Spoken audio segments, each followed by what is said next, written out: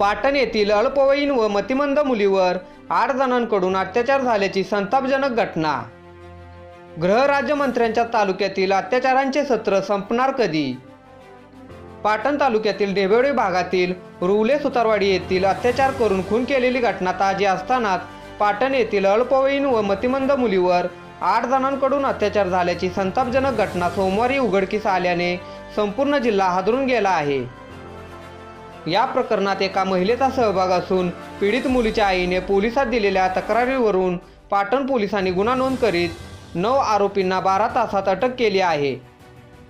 याबाबत पोलिसांनी दिलेली माहिती अशी: पाटण येथील एका महिलेने दिनांक 27/1/2022 रोजी ते 18/2/2022 या दरम्यान तिच्या परिचयाच्या एका अल्पवयीन व मतिमंद मुलीचा गैरफायदा घेऊन तिला बाहेर खाऊ घ्यायला देण्याचे व पैसे देण्याचे आमिष दाखवून घेऊन गेली।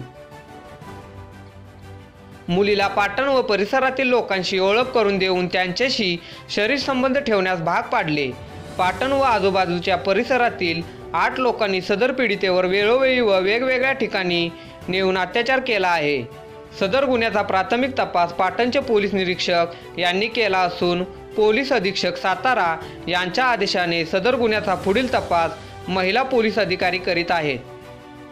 गृहराज्यमंत्री साहेब, आपल्या पाटण तालुक्यातील हे अत्याचाराचे सत्र संपणार कधी? तसेच पाटण तालुक्यातील ढेबेवडी भागातील रुवले सुतारवाडीतील अबोलीला न्याय मिळणार कधी? असे अनेक प्रश्न जनतेतून उपस्थित होत आहेत।